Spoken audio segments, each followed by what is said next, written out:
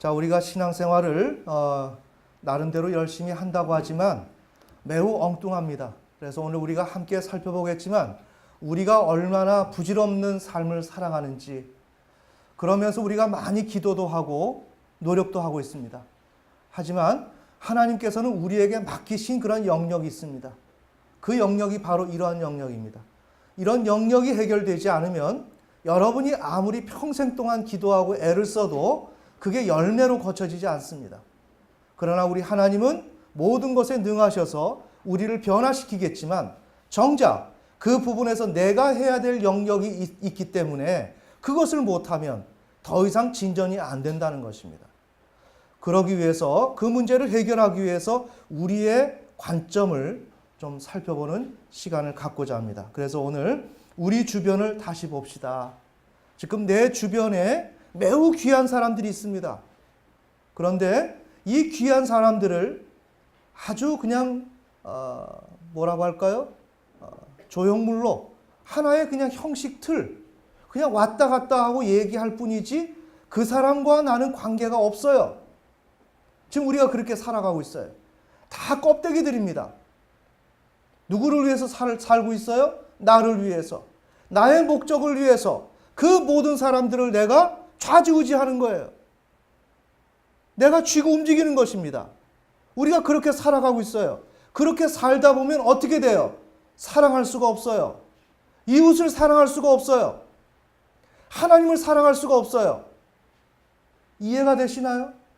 오늘 이것을 해결해야 된다는 것입니다. 이거는 하나님께서, 이 영역은 우리에게 주신 것입니다.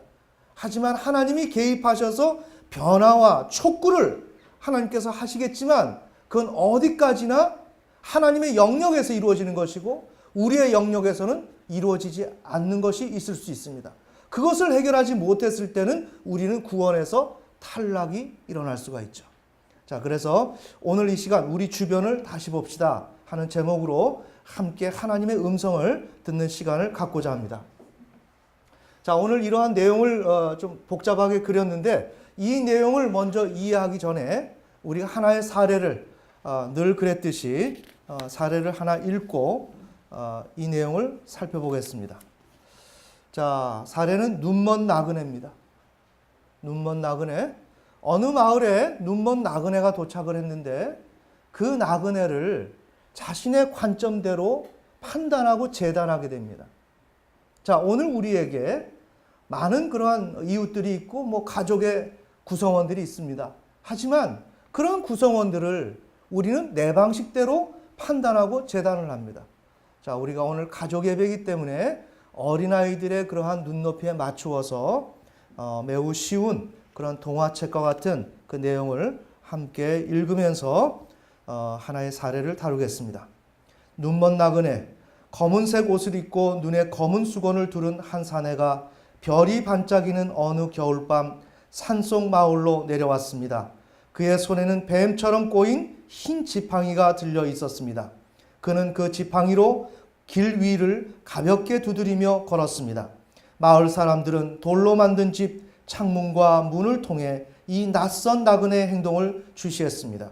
그의 발은 조약돌 위를 미끄러지듯이 걷는 것 같았습니다. 한 어린 소년이 침실에서 내려다보면서 큰 소리로 말했습니다. 엄마, 저 사람은 왜 눈에 수건을 두르고 있어요? 소년의 엄마는 귓속말로 그 사람은 눈이 멀었고 그것에 대해 말하는 것은 예의에 어긋난 행동이라고 말해 주었습니다. 그날 밤 낯선 나그네는 마을에 묵기 위해 4군데의 집에 들렀습니다. 새 집에서는 문을 두드려도 열어주지 않았습니다. 4번째 집에선 불쾌한 목소리가 들려왔습니다. 저리 가! 우리는 널 원하지 않아! 나그네는 지팡이를 두드리며 다시 마을 중앙으로 걸어갔습니다. 마을 광장에 도착한 그는 멈추어 고개를 옆으로 기울이고는 소리를 들었습니다. 웃음소리를 따라서 그는 여관에 도착하여 머물 방을 구했습니다. 그가 여관에 들어가는 순간 여관에 있던 사람들은 먹고 마시는 것을 멈추고 침묵했습니다. 여관 주인은 인상을 찌푸리며 투덜거렸습니다. 남은 방은 없네. 하지만 헛간에서는 잘 수 있지. 마른 지푸라기로 침대를 만들 수 있어. 당신 같은 사람에게는 안성맞춤이지. 나그네는 고개를 끄덕였습니다. 여관에 있던 사람들은 주인이 그를 헛간으로 데려가는 것을 쳐다보았습니다. 마을 보안관과 함께 음식을 먹던 시장이 먼저 침묵을 깼습니다. 난 내 마을에 낯선 사람이 오는 것이 싫소. 솔직히 난 그가 싫소. 여러분도 알다시피 맹인은 정상이 아니지 않소. 그 지팡이 봤소? 뱀처럼 생겼다고. 돌아온 여관 주인이 말했습니다. 우리가 잘 감시해야겠어. 시장은 중얼대며 고개를 끄덕였습니다. 다음 날 아침 평소와 크게 다르지 않았습니다. 마을 사람들은 자기 일터로 향했습니다. 작은 마을, 산속 마을의 일상은 매우 평범했습니다. 어른들은 아침부터 저녁까지 일을 했고 아이들은 하얀색으로 칠한 학교 건물에서 수업을 받았습니다. 저녁이 되면 그들은 몸에 좋은 것으로 저녁 식사를 하고 잘 때는 노닥거리거나 모닥불 옆에 앉아 노래를 불렀습니다. 그리고 차가운 겨울밤 동안 고요히 잠들었습니다. 낯선 나그네는 여관 뒤에 있는 헛간에서 대부분의 시간을 보냈습니다. 매일 저녁 그는 여관에서 묽은 스프를 먹고 마을 광장을 한 바퀴 산책하고는 다시 헛간으로 돌아왔습니다. 마을 사람들은 그때를 제외하곤 그를 전혀 볼 수 없었습니다. 아무도 그가 헛간에서 무엇을 하는지 몰랐고 시간이 조금 지나자 아무도 신경 쓰지 않았습니다. 몇 달이 지난 뒤 무시무시한 폭풍이 산을 덮쳤습니다. 검은 구름에서 큰 우박이 떨어졌습니다. 교회 종탑이 번개를 맞았고 지붕에는 불이 붙었습니다. 삽시간에 불은 근처에 있던 또 다른 집 지붕에 붙었고 다시 또 다른 집으로 번졌습니다. 모두 세 채의 집이 불에 검게 타고 나서야 불은 꺼졌습니다. 지금 나그네가 왔는데 이 나그네에 대해서 알 길이 없는 거예요. 자, 우리는 그러한 대상을 알 수가 없어요. 지금 알 수 없는 가운데서 내 나름대로 상대방을 판단합니다. 잘 들어야 됩니다. 자, 판단하는데 우리의 삶 속에서 그 판단만 있는 게 아니라 거기에 더불어서 사건이 발생합니다. 그렇죠? 어떤 사건이 발생돼요. 그럼 나는 누구를 어떻게 판단을 했는데 거기에 더불어서 어떤 사건이 발생되면 어때요? 그 사건을 그 사람에게 연결을 시키는 거예요. 아멘. 아멘. 이건 우리가 이런 영역은 하나님이 개입할 수가 없어요. 이건 우리의 행실이에요. 우리의 행실. 우리는 죄를 통해서 심판받는 게 아니에요. 죄는 예수 그리스도를 통해서 속죄함 받았어요. 아멘. 아멘. 우리는 무엇을 통해서 심판을 받아요? 나의 행실. 나의 행실. 그래서 계시록에도 계속 행실이 나오는 거예요. 그런데 우리는 뭘 따져요? 죄. 그게 십자가에서 해결됐느냐 안 됐느냐 뭐 이렇게 얘기를 해요. 다시 돌아가서 우리는 사람을 내 나름대로 판단을 한다. 어떻게? 매우 놀란 입장에서 삶이 어떻게 전개될지 모르는 그러한 불안 가운데서 혹시 어떠한 일이 발생되면 거기에 매우 긴장해서 그 일이 어떤 일이지 노심초사 바라보며 또한 그것을 상대하며 곧 이어서 나는 어떻게 해요? 내가 생각한 그 판단을 동원한단 말이에요. 그리고 그 사람을 판단하고 결정하고 재단하는 거예요. 이 사람은 이런 사람이야. 나는 이렇게 결정한다는 거예요. 이게 엄청난 죄악이고 이거는 큰 실수를 범하는 것입니다. 그런데 주변에서 이러한 일들이 발생이 돼요. 다음 날 광장에서 마을회의가 열렸습니다. 모여있는 주민들을 향해 교회의 목사가 격려의 메시지를 전했습니다. 우리는 다른 재앙들도 극복했습니다. 이것 또한 하나님의 도움으로 이겨낼 수가 있습니다. 우리는 언제나 처음 만나는 문제들을 대면했고 그 문제를 지금까지 해결해 왔습니다. 하지만 우리의 특징은 안 될 거야 라는 생각이 있습니다. 될까? 안 될 거야. 이 생각이 있어요. 이때마다 어때요? 하나님의 종인 목회자가 됩니다. 이 문제를 하나님을 의지하고 우리가 헤쳐나갑시다.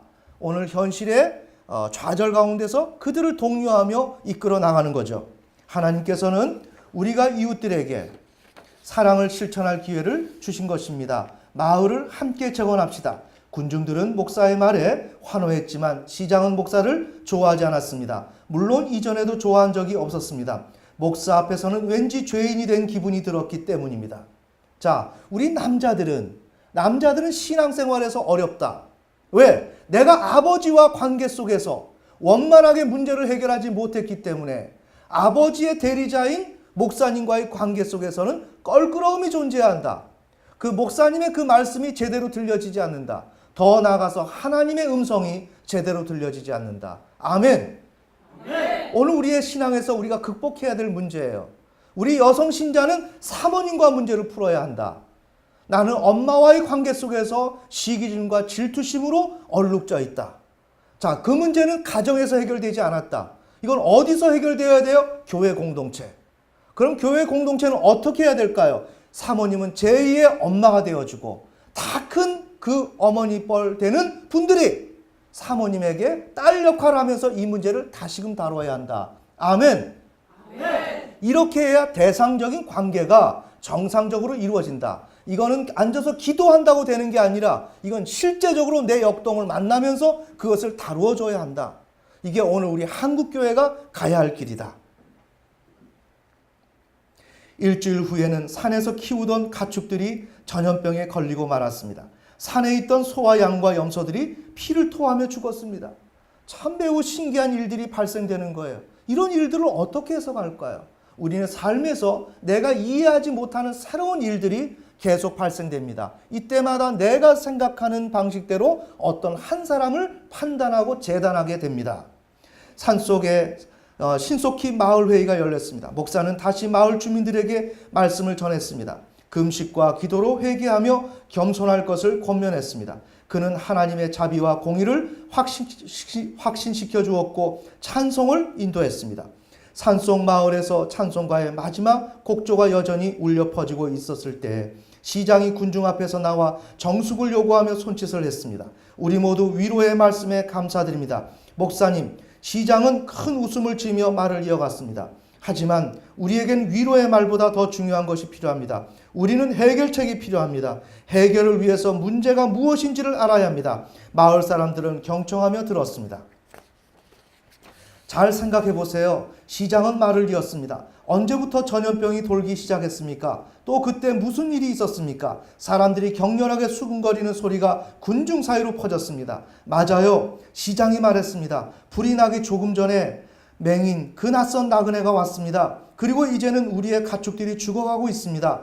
여러분 말해보세요. 이것이 우연이라고 생각하십니까? 주민들이 모인 뒤쪽에서는 마을의 보안관처럼 보이는 한 사람이 큰 소리로 말했습니다. 아니요. 또 다른 사람들도 고개를 끄덕였습니다. 나머지 사람들은 당혹스러웠습니다. 마을 대장장이가 말했습니다. 여러분은 모르겠습니다만 저는 그 나그네가 무엇을 잘못했는지 모르겠습니다. 어제는 산책 중에 우리 딸 아이에게 말을 걸었어요. 몇 살인지 또 어떤 크기의 옷을 입고 있는지 알고 싶어 하더군요. 보지 못하니까 대략 짐작이라도 하게 말이죠. 딸 아이 말로는 아주 친절한 분이라고 했어요. 또 다른 사람들도 자신의 아이들에게 비슷한 일이 있었다고 증언했습니다. 시장은 대장장이의 말이 끝나기도 전에 끼어들었습니다. 그가 당신의 아들과 딸들에게 말을 걸었다고요? 친절하다고요? 제 생각을 말씀드리겠습니다. 그 이방인은 언젠가 아이들을 해치려고 할 것입니다. 그게 제 생각입니다. 몇몇 사람들이 옳다고 소리 질렀습니다. 대장장이가 다시 말하려고 했지만 그들의 목소리가 너무 커져 갔습니다. 대장장이는 혼란스럽고 화가 난 얼굴로 사람들을 둘러보았습니다. 목사가 말하기 위해 다시 일어섰습니다. 자, 여러분. 그가 말하자 모든 사람들이 조용해졌습니다. 아무것도 아닌 것에 의심을 하고 있습니다. 나그네는 악한 일과 아무 관련이 없습니다. 저는 그와 많은 이야기를 나누었습니다. 그는 착하고 관대한 사람입니다. 모든 일은 우리가 그에게 호의를 베풀지 않았기 때문일 수도 있습니다. 우리는 나그네에게 호의를 보이지 않았습니다. 그가 우리에게 왔지만 우리는 그를 환대하지 않았습니다. 오늘 우리의 주변에 있는 사람들, 그들에게 우리가 호의를 베풀어야 되는데 오히려 나는 그의 이미지, 그의 행동, 여러 가지 그 정황으로 그를 판단해요. 판단하고 내 옆에 있는 남편과 아내, 부모와 자식, 모든 그 사람은 판단의 대상이지 내가 그를 이해할 대상은 아니라는 거예요. 아멘. 아멘. 아, 시장의 목소리가 울렸습니다. 그를 알게 되었다고요? 그와 무슨 짓을 꾸미고 있는 겁니까? 시장은 그만 너무 멀리 가고 말았습니다. 비록 마을 주민들이 방문자를 의심하고는 있었지만 목사는 그들이 기억하지 못할 만큼 오랜 세월 동안 그들의 충실한 친구이자 목자였습니다. 믿을 수 있는 사람이 있다면 그 목사야말로 그런 사람이었습니다. 주민들이 자신에게 등을 돌렸다는 것을 알아차린 시장은 씩씩거리며 돌아갔습니다. 그리고 소리쳤습니다. 두고 봅시다. 그 다음 날은 조용했습니다. 산속의 겨울이 지나가고 봄으로 계절이 바뀌었습니다.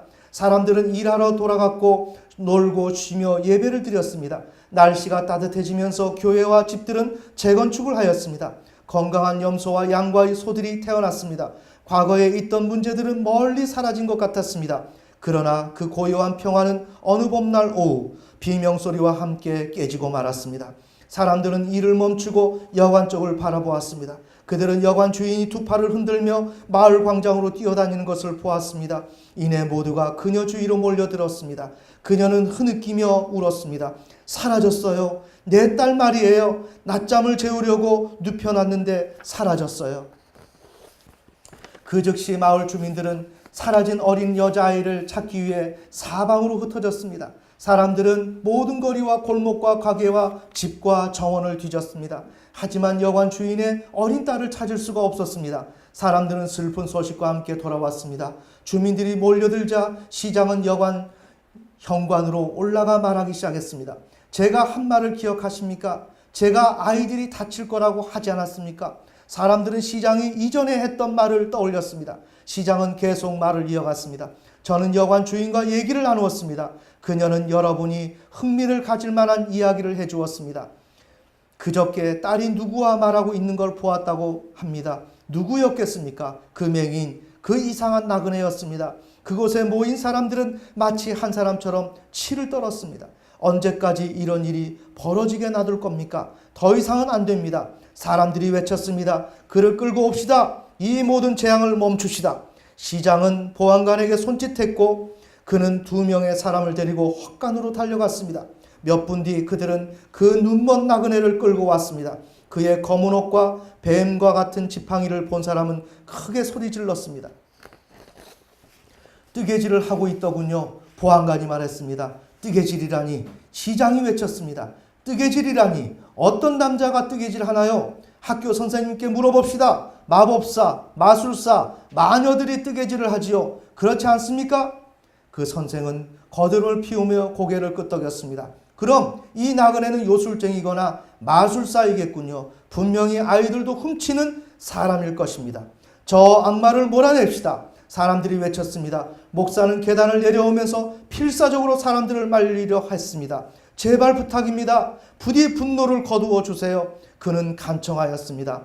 악마를 몰아내자. 마술사를 몰아내자. 사람들은 계속 소리를 질렀습니다. 무슨 이유로 말입니까? 목사가 외쳤습니다. 그가 여러분에게 무엇을 잘못했습니까? 하지만 사람들은 계속 소리쳤습니다. 마술사를 몰아내자. 마술사를 몰아내자. 목사는 돌아서며 판사에게 물었습니다. 어떻게 멈출 수 없을까요? 그 판사는 손사래를 치며 말했습니다. 나는 이 일에 상관이 없어. 사람들은 계속 소리를 질렀습니다. 목사의 노력으로 그들이 마침내 조용해졌을 때 목사가 말했습니다. 그가 무고하다는 것을 제가 말하겠습니다. 그를 쫓아내려고 계속 다그친다면 저도 그와 함께 떠나겠습니다.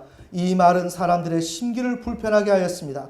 그들은 목사가 세례를 베풀어 준 아이들을 생각했고 그가 가르친 학생들과 그가 돌봐준 과부들과 고아들을 생각했습니다. 목사 없이 그들이 어떻게 살아가겠습니까? 시장이 다시 말했습니다. 나의 친구들이여, 여러분이 얼마나 목사님을 사랑하는지 알고 있습니다. 하지만 마술을 쓰는 사람을 변호하는 목사를 어떻게 믿을 수 있겠습니까?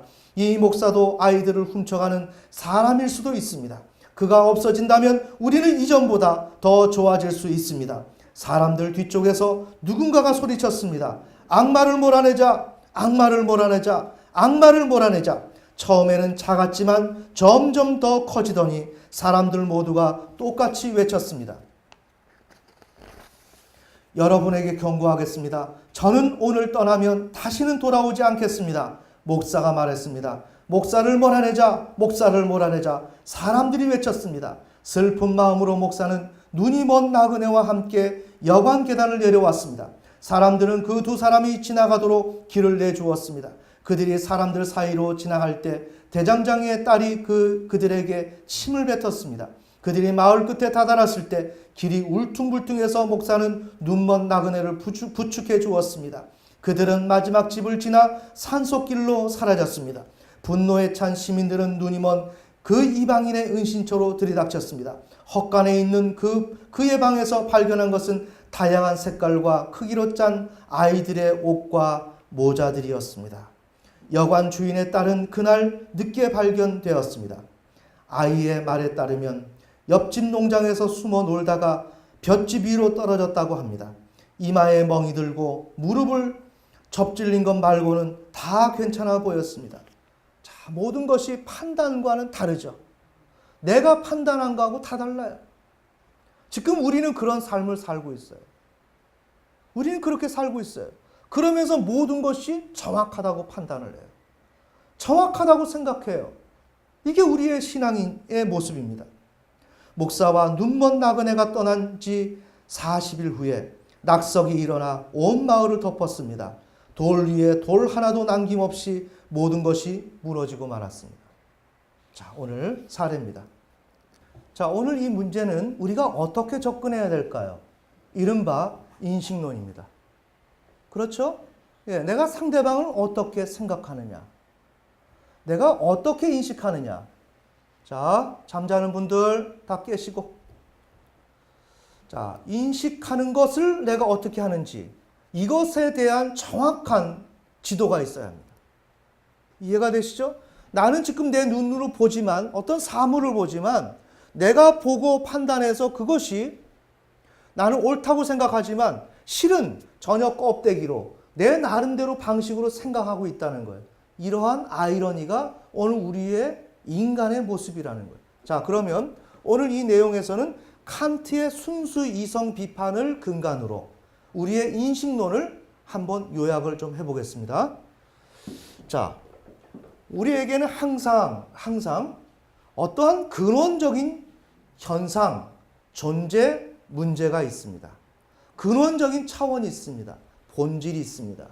오늘 이 눈먼 나그네가 과연 누구인지, 어떤 사람인지, 어떤 마음을 갖고 있는지, 무슨 생각을 하는지, 이건 뭐예요? 본질. 맞습니까? 그 자체, 이른바 물 자체라 그럽니다. 딩안지크, 독일어로 물 자체, 사물 그 자체로 어떤 포장이 되지 않은, 설명되지 않은 그냥 그 자체. 나는 나이다. 출애굽기 4장인가요? 하나님께서 그렇게 모세에게 말씀하잖아요. 나는 스스로 있는 자이다. 나는 나이다. 나는 나로서 존재한다. 물 자체, 사물 자체, 존재 그 자체. 이 대상이 이러한 존재가 뭐예요? 근원성, 본질이라는 거예요. 자, 아시겠죠? 오늘 눈먼 나그네 그 자체, 우리는 알 수가 없다는 거예요. 자, 그 자체를 물 자체라 한다. 이른바 그 자체로 존재하는 거, the thing in itself, 그 자신 안에 있는 거, 그 자신 안에 존재하는 거, being, being, 이렇게 되겠죠. 그 자체로 존재하는 거, 그 자신 안에 존재하는 거. 아시겠죠? 이것을 물 자체 근원성이라고 한다. 자, 우리는 이러한 모든 현상을 만나지만 이런 근원성을 대면하고 있지만 사실은 인식하지 못한다. 정리합시다. 그런데 나는 인식하는 줄 안다. 나는 무엇을 아는 줄 안다. 내가 무엇을 알려고 하면 이러한 딩안지크를 이해를 해야 되는 거예요. 딩안지크를 이해해야 내가 무엇을 아는 거예요. 그러나 이것은 오늘 우리의 현실 가운데서는 어때요? 인식 가운데서는 드러나지 않는다. 자, 여기 분필이 있지만 이 분필 안에 딩안지크가 있는 거예요. 본질이 있는 겁니다. 물 자체가 있는 거예요. 자, 여러분 가까이에 있는 이 여러분들의 사람, 여러분의 부모님, 자녀, 남편과 아내 있죠? 그 현상으로 존재하는 그 대상에게 뭐가 있다고요? 딩안지크가 있다고요. 물 자체가 있다고요. 그 본질이 있다고요. 그러나 나는 그 본질을 못 봐요. 아멘. 나는 엄마를 보고 있지만 엄마를 몰라요. 나는 아빠를 보고 있지만 아빠를 몰라요. 나는 자녀를 보고 있지만 자녀를 몰라요. 남편을 보고 있지만 아내를 보고 있지만 전혀 몰라요. 나의 교우가 있지만 내 교우를 몰라요. 나는 하나님을 보고 있지만 하나님 몰라요. 이게 우리의 인간이에요. 이게 인간의 인식입니다. 인식의 기능이요, 수준이에요. 그런데 나는 다 안다 그러죠. 나는 다 안다 그래요. 엄마가 뭘 시켜요? 알았어. 난 다 알아. 학생들이 왜 공부 안 해요? 다 아니까. 내 인생이 어떻게 될 거 다 아니까. 그런데 내 인생이 앞으로 폭락해서 공부하지 않으면 절망 가운데 존재할 거라고 안다면 내가 공부하지 않을까요? 공부합니다. 그럼 왜 공부 안 할까요? 딩한치크를 몰라서. 그 물 자체를 몰라서.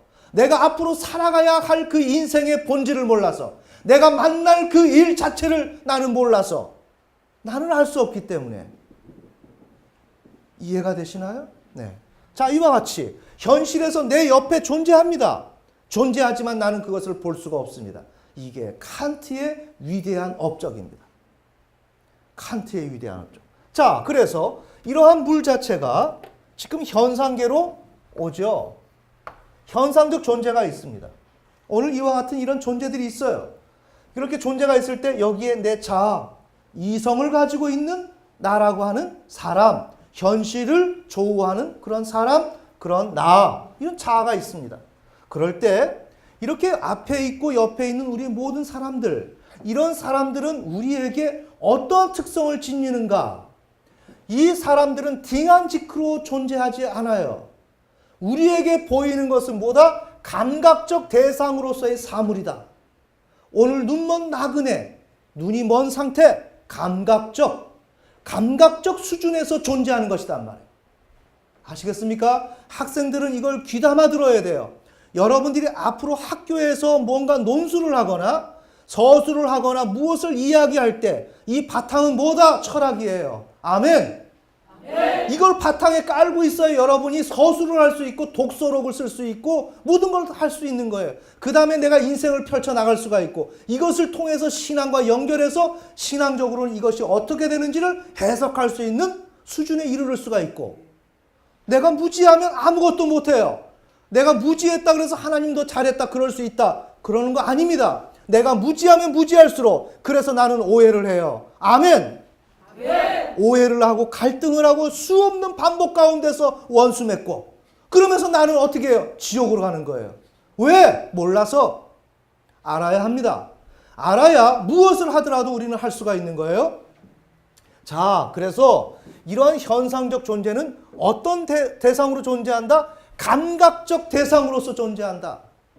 나는 무엇든지 감각으로 만날 수 있는 대상이지 그 대상의 본질을 내가 헤아려 볼 수 있거나 그 대상의 어떤 그 내면을 내가 살필 수 있는 것이 아니고 나는 만날 때 모든 것이 감각이라는 거예요. 이거를 정리할 필요가 있어요. 감각 이상이 되지 못해요, 우리는. 감각 그 수준, 이것을 알아야 돼요. 그런데 나는 어떻다고요? 나는 꽤나 본질을 아는 것처럼 생각해요. 나는 감각밖에 몰라요. 자, 이렇게 될 때 나는 어떻게 돼요? 감관이 있다. 센스 오르겐, 의미, 동물의 몸에서 밖으로부터의 자극을 받아들이고 느끼는 기관이다.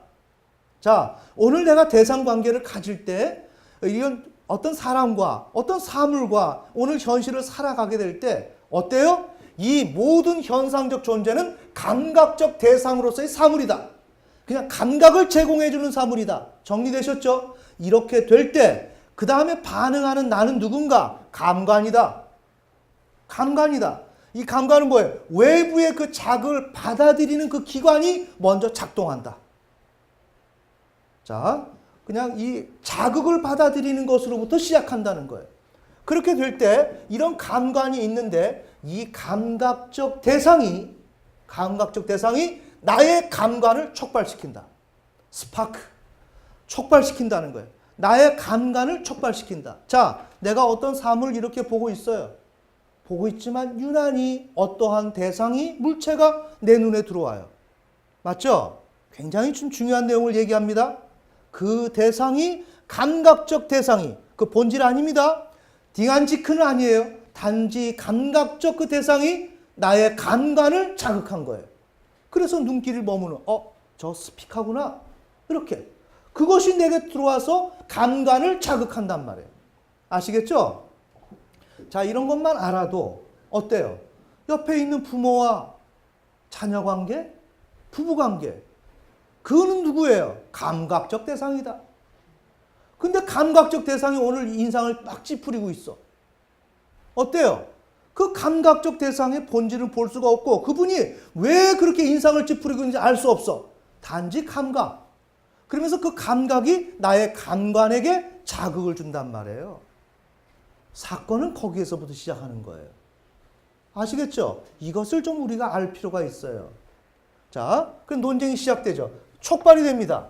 자, 그러면 어떻게 되는가? 인간 안에 영향을 제공합니다. 자, 감관에게 이러한 자극을 제공하죠. 그러니까 이때 주어지는 표상들이라는 것이 형성이 돼요.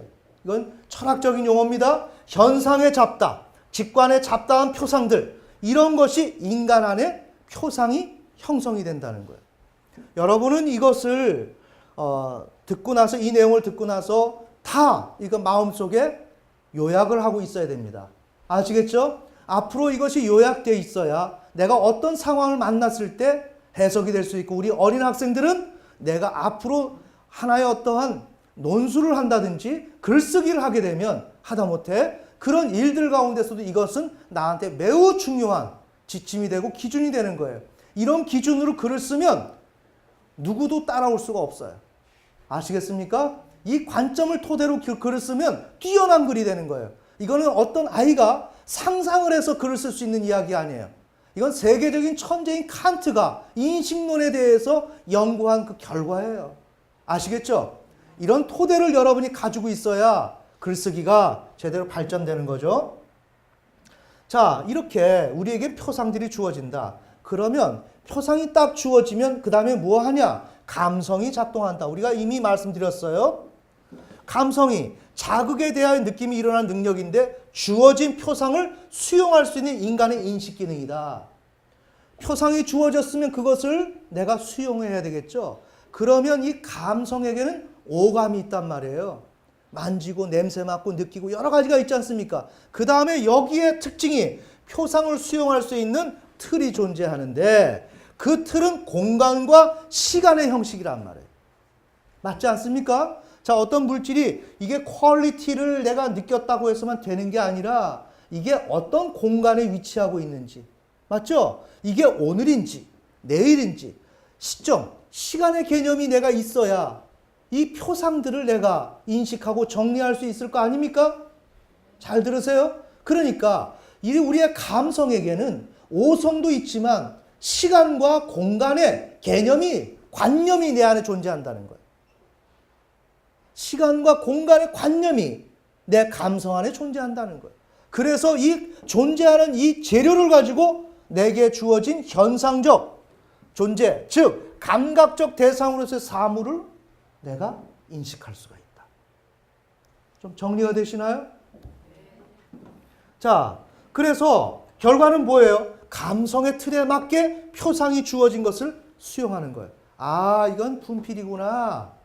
이제 분필이구나 보다도 이건 지성의 작업이 들어가야 되고, 여기에서 이렇게 딱딱하고, 아, 이건 CaCO3, 탄산 칼슘 성분이겠네, 뭐 이거, 뭐 비슷하게, 뭐, 그 구체적인 것은 지성이 하지만 그 앞전에 만질 수 있는 딱딱하다, 뭐 어떻다, 이런 특성들을 느낄 수가 있겠죠. 자, 그 다음에 지성이 작업을 하는 거예요. 지성은 사물을 개념에 의하여 사고하거나 객관적으로 인식하고 판정하는 정신 기능이에요. 그러니까 이것을 더욱더 개념화하는 거. 우리가 지난번에 말씀드렸죠. 자, 개념화하는 거. 그래서 주어지는 표상을 한 대상으로 통일하여 표상하는 거예요. 그래서 외부에 있는 대상이 나의 인식 기능을 통해서 분필이다. 이건 칠판에 쓰는 것이다. 이건 어느 회사에서 만드는 것이고 국내에서는 이런 것이 연 몇 개가 지금 생산이 되고 있고 뭐예요? 지성이 지금 판단하는 것이다. 아멘. 네. 자, 이렇게 우리의 인식론을 지금 알아야 됩니다. 자, 우리가 대상을 인식하는 것은 이것입니다. 천천히 정리해야 됩니다. 나는 이 자체를 모릅니다. 근데 내가 하고 있는 일은 뭐예요? 이거를 하고 있어요. 참 신기하죠?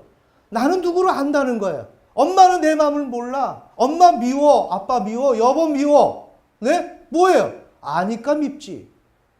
알긴 뭘 알아? 내가 하는 일이란 이런 감관을 통해서 주어진 그 표상들을 감성과 지성을 통해서 종합하는 일밖에 없어. 그 대상은 누구라고요? 감각적 대상이라고요. 천천히. 내가 인식할 수 있는 것은 저 너머를 알 수 없고 형이 상학은 모르고 형이 하학은 안다. 오늘 이 시간 내 눈에 보이는 감각적 대상으로서의 사물만을 나는 안다. 근데 나는 그 대상 안에서 고작 하는 일이란 감성과 지성으로 그냥 정리하는 수준. 이거밖에 모른다. 자, 이렇게 되면 이 자아 안에는 이성이 존재하는데 정리를 해봅시다. 일정한 조건 아래서 이 자아는 우리 이성은 일정한 조건 아래서 작동하는 인식의 기능 형식을 가지고 있다. 요거 뭐 감관, 감성, 지성, 그죠? 네, 이걸 가지고 있어요. 그 결과 인간의 자아는 이성은 현상적 존재를 파악한다. 지금 우리 이 현상적 존재를 파악하죠? 내 주변에 있는 부모님, 자녀들, 친구들, 뭐 학교, 뭐 모든 거 다 파악합니다. 그러나 인간은 그 대상을 확인할 방도를 갖고 있지 않다. 그 대상이 무엇인지에 대한 확인할 수 있는 그 길은 없다. 전혀 모른다. 앞서서 얘기한다면 나는 판단할 근거가 없다. 나는 판단할 근거가 없다. 근데 나는 어떻게 하고 있어요? 다 판단하는 거야. 다 판단하는 거야. 이건 이렇게 하면 돼, 이렇게 하면 돼. 그건 뭐예요? 딩한지크. 이건 우리가 알 수 없는 인식의 영역으로는 도저히 뚫고 들어갈 수가 없는. 아멘. 아멘. 도저히 갈 수가 없는. 내가 눈이 있고 귀가 있고 내 어떤 지성이 있지만 그것은 내가 도무지 넘어갈 수 없는 영역이다.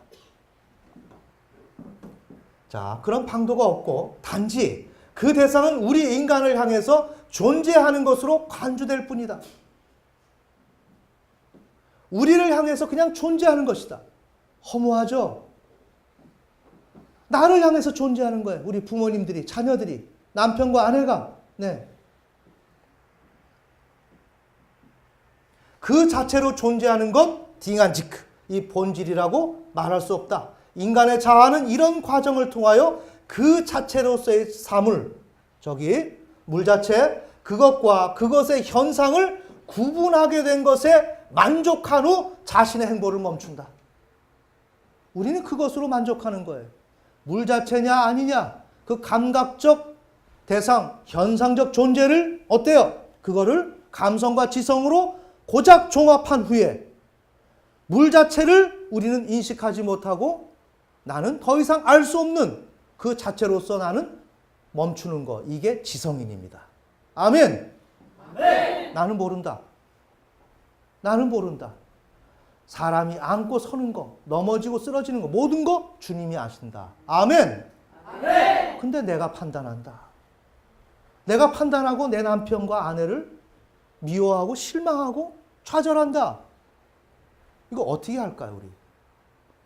내가 만나는 모든 사람들 내가 판단한다. 이거 어떻게 할까요?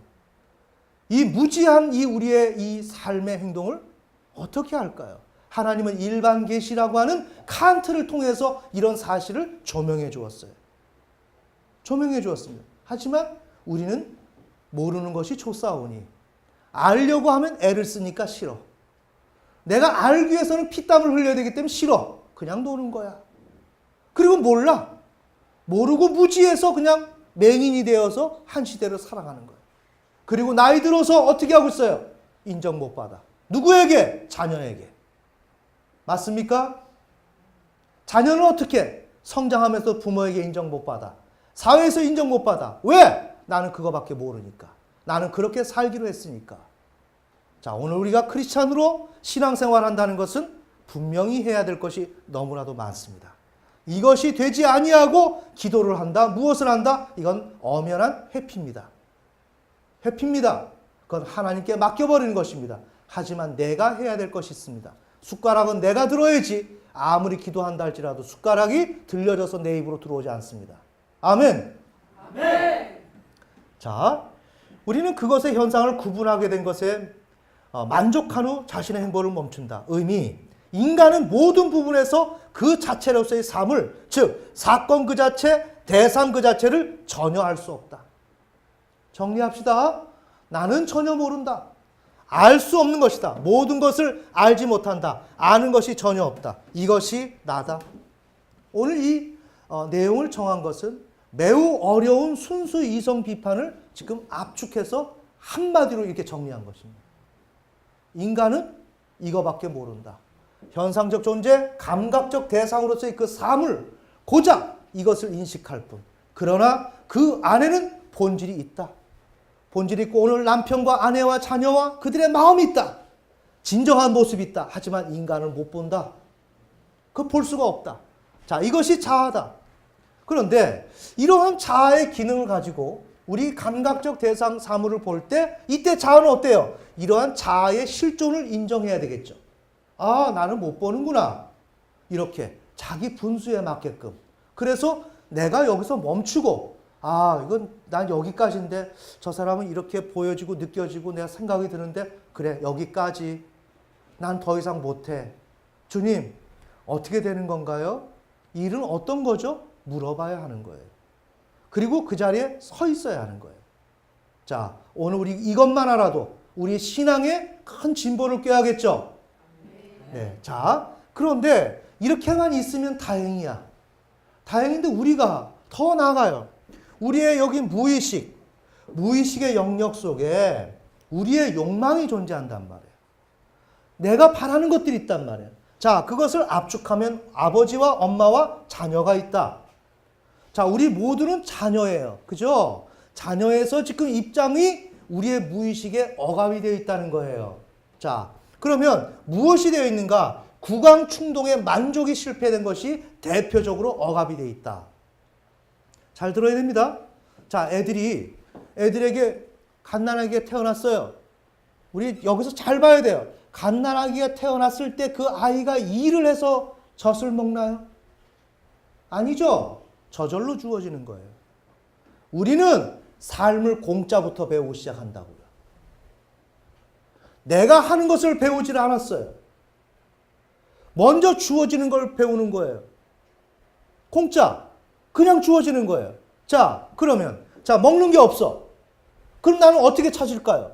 그래, 내가 오늘 일을 해가지고 열심히 일해서 벌어서 내가 먹을 거 사 먹어야지. 우리 아이들 그렇게 하나요? 엄마, 뭐 줘? 왜 우리 집은 이게 없어? 잘 보셔야 돼요. 왜? 난 태어나면서부터 공짜를 먹었으니까. 그냥 입 벌리지 않아도 입을 벌려서 숟갈 집어넣고 젖을 먹이고 우린 그렇게 살았으니까. 이게 우리 인간의 근본 문제예요. 그냥 주어져야 되는데 모든 것이 나를 위한, 나는 수동이고 상대방이 능동적으로 나에게 접근해서 내 필요한 것을 알아서 채워주기를 원하는 거예요. 이해가 되세요? 알아서 모든 것을 그렇게 해주기를 원하는 거예요. 나는 여기에서 조금도 필요할 때마다 내가 노력하는 게 아니라 저절로 와야 된다는 거예요. 이게 억압이 돼 있다. 알겠습니까? 저절로 돼야 된다. 모든 게 그냥 자동으로. 이게 안 되면 짜증이 나는 거예요. 자, 내가 오늘 뭐가 일이 안 돼요. 배가 고파요. 그러면 자기가 알아서 찾아 먹든지 이 문제를 해결해야 되는데 어떻게 해요? 주변에서 내가 배가 고플 때 누가 건드리면 어때요? 짜증이 나죠. 그 왜 그래요? 왜 짜증을 냅니까? 왜 옆에 있는 사람에게 짜증을 냅니까? 이 사람들이 알아서 내 문제를 해결해 달라는 거예요. 그 연관이 돼 있다는 거예요. 내 문제에. 당신은 내 문제에 연관이 돼 있다는 거예요. 그리고 이 일에 일조를 해야 되고 감당을 해야 된다는 전제를 가지고 있는 거예요. 알겠습니까? 그랬을 때 우리가 짜증내는 거, 이거는 매우 심사숙고를 해야 되는 거예요. 이걸 매일같이 반복적으로 돌이켜야 되는 거예요. 반복. 나는 그래서는 안 되는 것이다. 왜? 나는 저절로 해결되기를 원하니까. 나는 모든 것이 저절로 되기를 원하는 거예요. 그래서 이런 문제를 어떻게 하느냐? 전이를 합니다. 메타스타치스. 그러니까 장소나 위치를 다른 곳으로 옮긴다. 내가 이러한 엄마와의 관계가 있었다면 어때요? 2번 아빠로 장소를 옮긴다. 내 문제를 전이한다. 아시겠습니까? 아빠와에게 문제가 있다. 그럼 엄마한테로 간다. 그래서 이 문제를 풀어나간다. 즉 우리가 하는 방법이 그거예요. 그 다음에 프로젝션. 어떤 일을 다른 일에 변형시켜서 나타낸다. 내가 어떤 일을 하면 다른 일에 반영시켜서 나타낸다. 다른 일에 반영을 시키는 거예요. 다른 일에 내가 어떤 문제가 있어요. 자, 여기에서 뭐가 있다고요? 저절로 해결이 돼야 된다고요. 알아서 내가 원하는 그때 해결이 돼야 되는 거예요. 내가 원할 때 그게 즉각적으로 이루어지지 않으면 이거는 문제가 생기는, 그래 짜증이 나는 거예요. 알겠습니까? 그럼 그것이 어떻게? 저절로.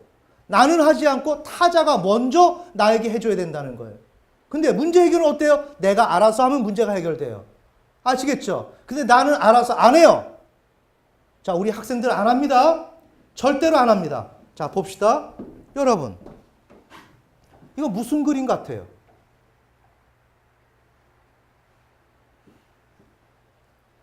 무슨 일 같아요, 이거?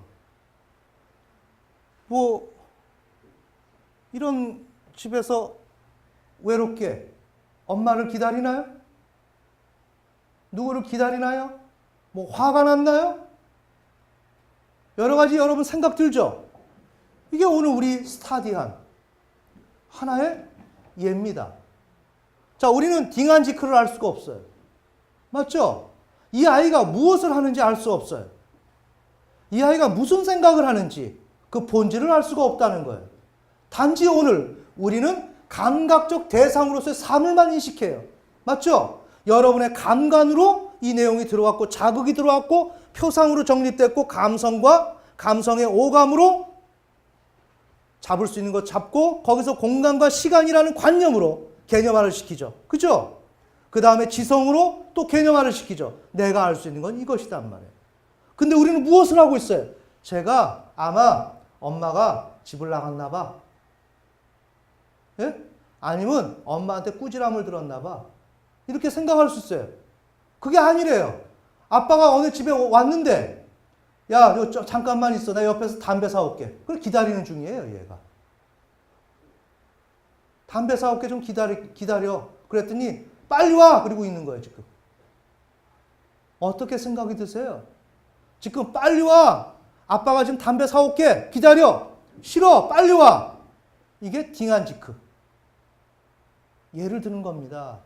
나는 어떻게 하고 있어요? 나의 문제, 저절로 모든 일이 자꾸만 나에게 만족이 돼줘야 한다. 어떤 상황에서든지 내가 필요한 것이 채워져야 한다. 어떤 상황이든지 그것을 어떤 일을 다른 일에 반영시켰죠. 맞습니까?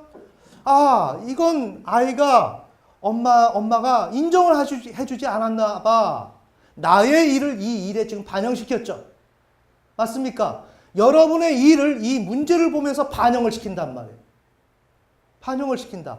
그러면서 인식을 한다. 자, 우리의 자아는 이렇게 이거밖에 못하는데 우리에게 이런 욕망이 있어서 이런 욕망이 내 자아를 지배해서 나는 이 대상, 저기 감각적 대상을 볼 때 나는 어떻게 해요? 이러한 오인을 한다. 좀 정리되세요?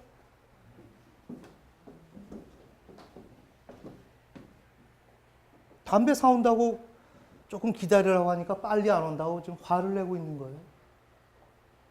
꼭 그렇다는 게 아니라 지금 제가 엉뚱한 예를 드는 거예요. 이와 같이 우리는 맞지 않을 수 있다. 자, 이거 맨몸입니다. 이렇게 벌거벗었어요. 어떤 사내가 건물을 통해서 이렇게 이 줄을 타고 내려오는 거예요. 여러분 어떤 생각이 드세요? 이런 그림을 보면 어떤 생각이 돼요? 감각적 대상으로서의 사물이죠. 여러분의 감관에 더 나아가서 표상이 맺혀지고 있죠. 지금 여러분이 지금 종합을 하지만 이건 딩한지크를 몰라요. 지금 이 대상이 무엇을 하는지. 정신병자인지. 네? 정신병자인지, 아니면 자기의 몸을 과시하는 건지. 그렇죠? 여러 가지 그런 문제가 있을 수 있어요. 뭐 여기에 대해서는 제가 뭐라고 가상을 내리기가 좀 힘든 것 같아요. 도둑놈인지, 아니면 어떤 이 장소에서 음란 행위를 하다가 들켜서 맨몸으로 도망가는지, 그죠? 아니면 화재가 났다든지, 뭐 여러 가지 정황이 있겠죠. 우리는 몰라요. 하지만 이런 것을 보면서 자기가 떠올릴 때는 그건 뭐예요? 내가 지금 다뤄야 될 글을 어떤 일에 지금 반영시켜서 다루고 있단 말이에요. 자, 저런 건 너무나도 안 돼. 잘못돼. 왜 저 맨몸으로 저렇게 매달리고 있어? 그건 내가 원하는 거지. 내가 원하는 거라고. 나는 그런 걸 좋아한다고. 그렇기 때문에 내 자아는 반대. 반대로 그건 싫어. 나쁜 거야. 라고 극구 반대적인 입장을 취한다. 하지만 나는 이러한 맨몸이 좋다. 자극적이고 성적인 것을 좋아한다. 이해가 되시나요? 나의 일을 이 일을 통해서 다루어내는 거죠. 아시겠습니까? 이렇게 다루어내면서 나는 이렇게 다루고자 하는 마음이 내 무의식에 존재하는데, 무의식에만 존재하는 것이 아니라 이 일이 나의 자아를 지배한다. 내가 오늘 살아가는 나 현실에 나를 지배한다. 이 지배에서 나는 어떤 사물을 볼 때 저와 같이 저런 대상을 보면 이런 생각을 하게 되고 내 나름의 판단으로 그렇게 한다. 좀 정리가 되시나요? 자, 우리가 아이들이 뭐예요? 저절로 주어지는 거. 내가 필요할 때 내 수고와 노력, 숟가락이 태어나면서부터 내 의도대로 들어온 게 아니라 엄마가, 아빠가 그냥 일방적으로 넣어줬단 말이에요. 우리는 이것을 넘지 못한다.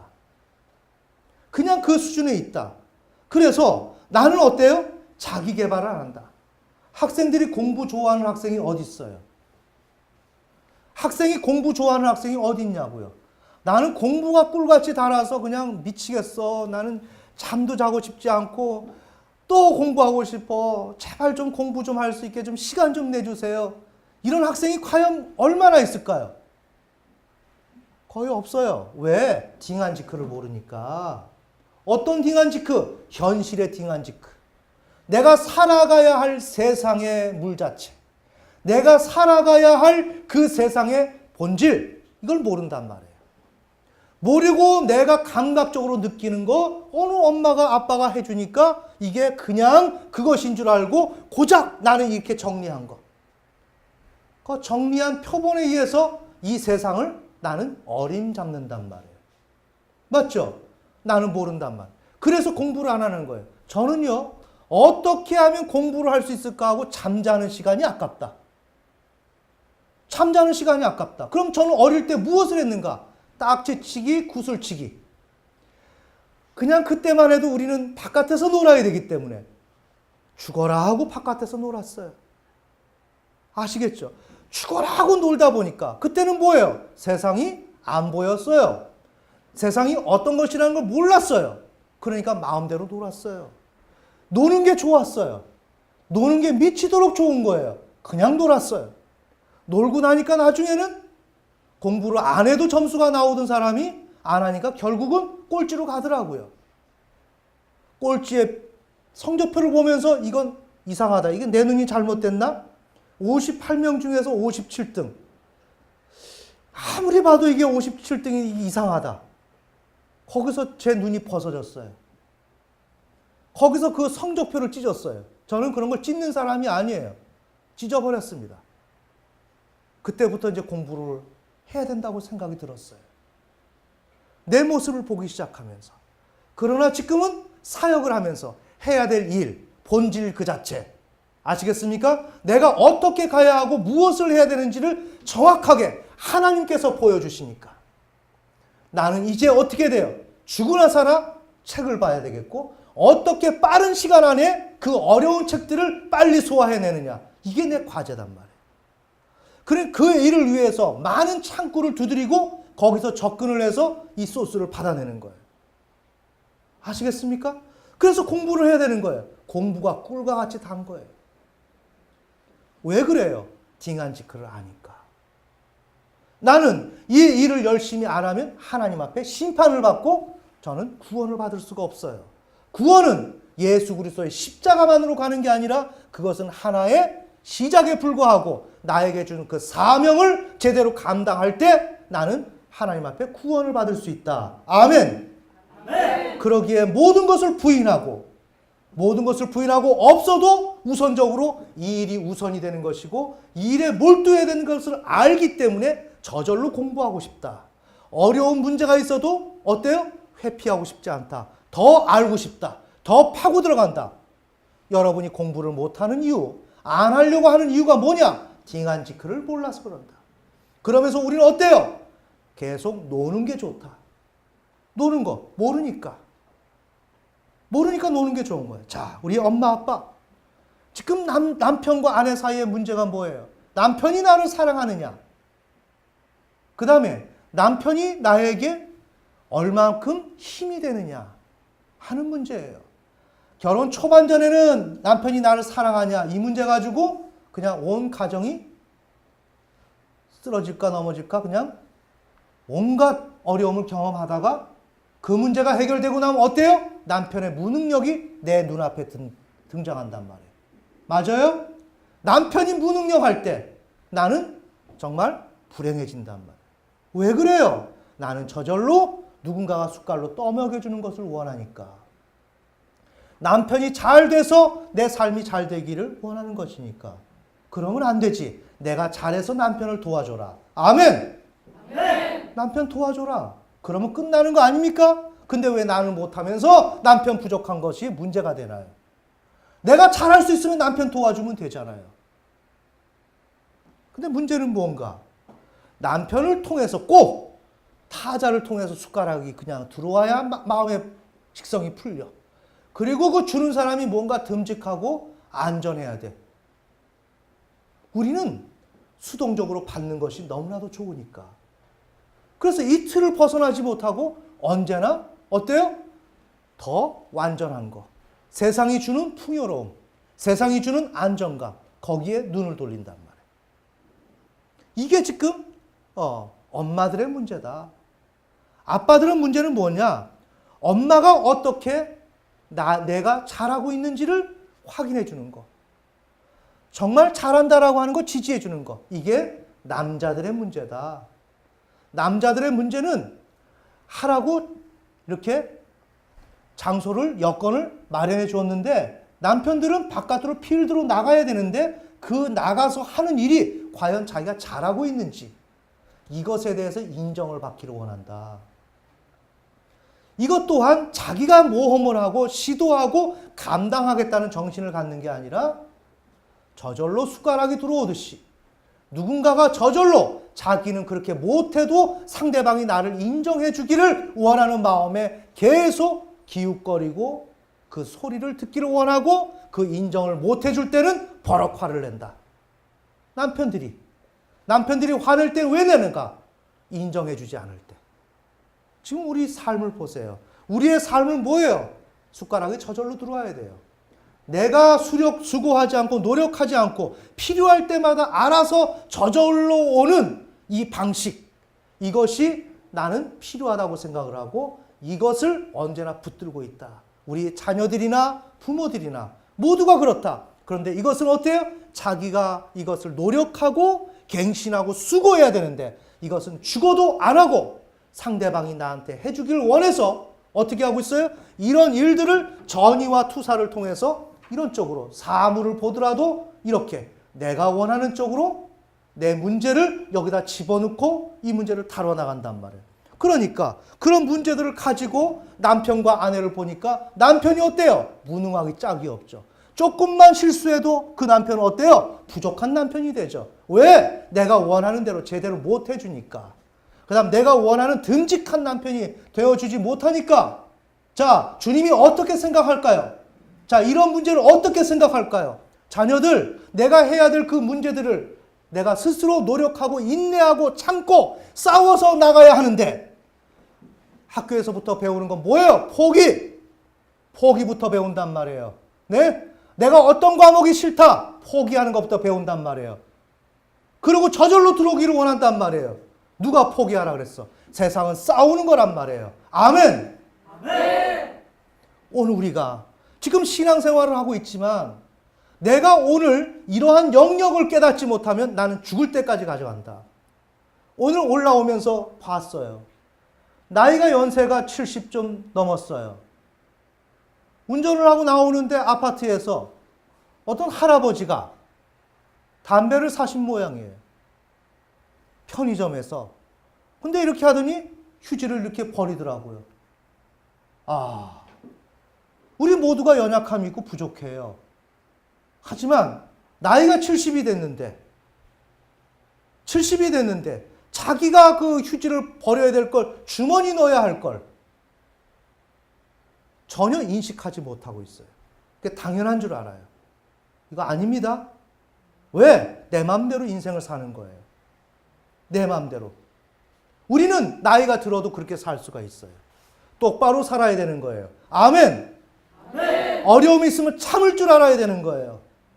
참고 노력할 줄 알아야 되는 거예요. 견딜 줄 알아야 되는 것입니다. 불안이 있으면 불안을 감당할 수 있어야 됩니다. 아시겠습니까? 잘못된 이런 방식, 저절로 나는 수고하지 않아도 들어와야 한다는 이 공식을 가지고 있으면서 내가 노력하는 거 싫고 저절로 되길 원하니까 어때요? 세상이 다 그렇게 보이는 거예요. 엄마가 나한테 해주는 거 저절로 해줘야 되는 거야. 누가 저절로 해줍니까? 누가 엄마가 자녀들에게 그냥 해주는 것입니까? 안 해주면 그게 잘못입니까? 엄청난 잘못이잖아요.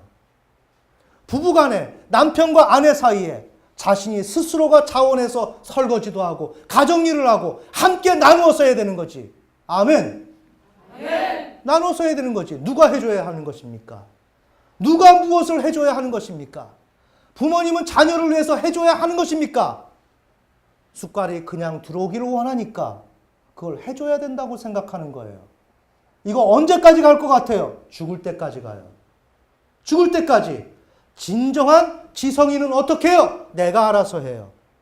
내가 알아서 해요. 내 옆에 있는 남편과 아내 얼마나 수고합니까? 얼마나 수고합니까? 그 사람의 마음, 딩한지크를 본 적이 있나요? 내가 섬기는 어머님, 아버님, 그들의 부모님의 그 마음을 본 적이 있나요?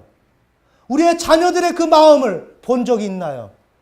우리는 그들을 무생물 취급해요. 무생물. 오직 내 감정과 내 역동과 이것을 위해서 그들은 나의 소용되는 대상에 불과할 뿐이지. 그리고 이들이 나에게 그렇게 제대로 못해주면 불만투성이. 왜 이렇게 됐느냐라고 얘기할 뿐. 그가 어떻게 일생을 사랑하고 엄마 아빠가 얼마나 고생을 하면서 자녀들을 키우려고 애를 쓰는지 그 마음 전혀 몰라. 나는 왜 저절로 들어오는 것이 좋으니까. 아멘. 아멘. 내 관심은 저절로 들어오는 것이 그것이 내 관심의 전부이니까. 그가 무슨 일이 있는지 엄마 아빠가 무슨 일이 있는지 알 바가 없어. 나는 오직 저절로 들어오는 거 편한 거 그냥 노는 게 좋아. 노는 게 좋아. 주어진 과제 그냥 빨리 해 치우면 돼. 그리고 노는 게 좋아. 왜? 저절로 들어오는 게 좋으니까. 저절로. 우리의 모습이 형편없다는 거예요. 세상 저절로 들어오는 거 없습니다. 다 저절로 들어오도록 하는 그 역할을 감당할 대상으로 만들어놨단 말이에요. 엄마를 그렇게 만들어놔, 아빠를 그렇게 만들어놔, 남편을 그렇게 만들어, 아내를 그렇게 만들어. 그들이 어떻게 쉼 없이 정말 수고하는지 그 문제를 전혀 모른단 말이에요. 우리는 살인자예요. 알겠습니까? 정말 해서는 안 될 일들을 우리가 지금 하고 있단 말이에요. 얼마나 우리가 지금 못할 짓을 하고 있는 거예요. 우리는 고작 딩한지크와 이러한 감각적 대상으로서 사물과 이 구분밖에 못해요. 아무것도 못해요. 근데 너무 범람했어요. 너무 수위를 지금 높였어요. 오버했어요. 속된 말로 개판이에요. 우리는 지금 개판의 삶을 산단 말이에요. 똑바로 살자. 내가 해야 될 것을 하며 살자. 참을 줄 알자. 노력하자. 남이 나에게 숟가락 넣어주기를 기대하지 말자. 그런 세상 없다. 내가 해야 된다. 자, 오늘 우리 단추 하나라도 제대로 끼고 내가 어떻게 인식이 불가능한 이러한 연약한 존재인지를 알고 모든 거 하나님께 의뢰하고 맡기고 이해 안 되면 기도하고 기다리고 그 다음에 어떻게? 수고하자. 열심히 뿌리자. 그래서 이 아까운 시간을 영육간에 주어져 있는 시간을 잘 활용해서 나중에 주님 앞에 섰을 때 너는 뭐 했냐? 넌 왜 그렇게 인생 살았냐? 아니면 내 인생을 내가 돌아보더라도 내가 나이 들었을 때 형편없고 초라한 그 모습이 아니라 진짜 제대로 된 인생을 살아서 눈을 감을 때 보람을 느낄 수 있는 저와 여러분이 되었으면 좋겠습니다. 아멘. 기도하시겠습니다.